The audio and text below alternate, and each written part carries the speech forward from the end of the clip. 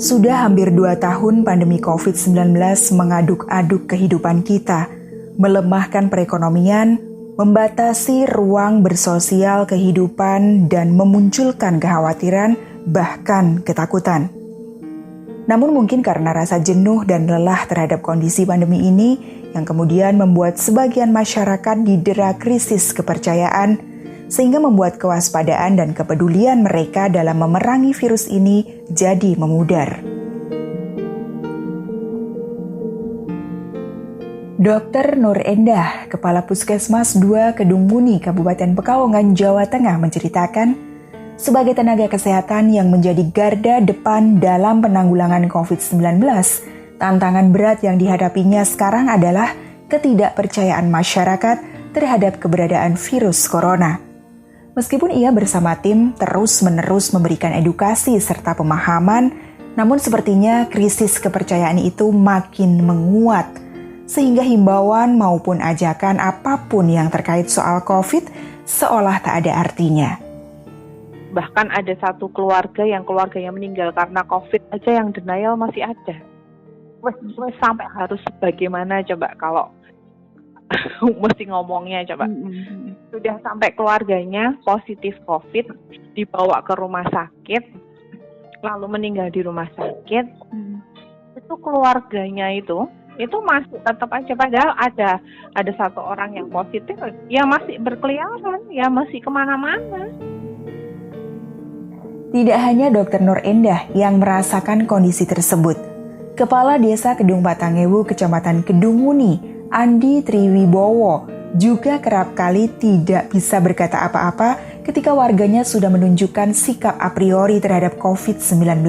Manakala dirinya mengajak masyarakat untuk mematuhi protokol kesehatan maupun ketika ia mendatangi warganya supaya menjalani isolasi mandiri setelah hasil tes antigen dinyatakan reaktif. Yang kemarin kena ya kadang ada yang tidak percaya ya Mas. Misal kita datangi untuk isoman ya mereka rodok-rodok sinis. Lah terus piye Pak nyatane ngene ya seperti itu Mbak biasa. Ngucape ya seperti itulah. Mati wis ono sing takdire Pak Lurah yo wis kita gimana lagi. Menurut Pak Kades, dalam menyikapi kondisi seperti itu biasanya langkah yang dilakukan adalah meminta kepada warga yang bersangkutan untuk membuat dan menandatangani ketidakbersediaannya melakukan isolasi mandiri. Dan hal itu disaksikan oleh Babinsa serta Babin Kamtibmas. Surat pernyataan tersebut lalu disebar ke Ketua RT atau RW supaya warga lainnya meningkatkan kewaspadaan dan kepatuhan terhadap protokol kesehatan serta turut mengawasi mobilitas warga yang dinyatakan positif tersebut. Dikatakan pula oleh Pak Kades, selama ini sebetulnya pihak desa tidak pernah lepas tangan begitu saja terhadap warganya yang melakukan isolasi mandiri.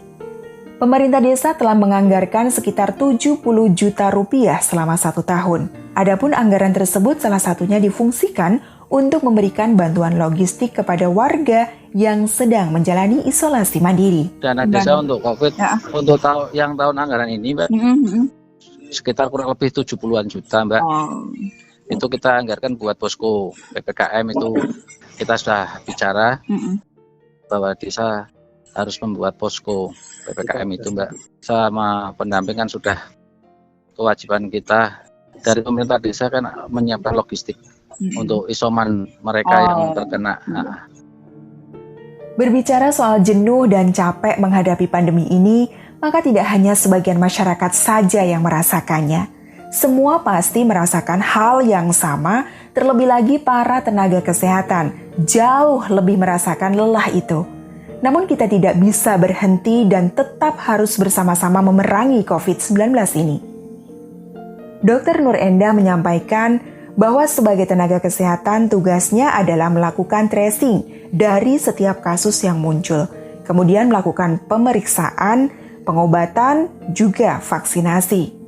Selain itu, secara terus-menerus memberikan edukasi terhadap masyarakat supaya turut serta dalam upaya pencegahan penularan, minimal patuh terhadap protokol kesehatan. Kalau kami ya di kesehatan kan mentoknya cuma sampai di edukasi sih Mbak. Kita nggak punya hak loh punishment sama mereka, kan nggak bisa ya. Ya hidup mati itu karena Allah, ya bener sih hidup mati karena Allah. Cuman kan ya harus ada usaha. Ayolah gitu loh. Sama-sama jaga diri, jaga keluarga, jaga masyarakat sekitarnya. Biar nanti itu kalau mati itu ditanya itu bisa jawab dengan lantang, saya sudah berusaha ya malaikat gitu. Aduh. Sedih rasanya pokoknya, wes kesel rasanya Mbak. Kesel tenang.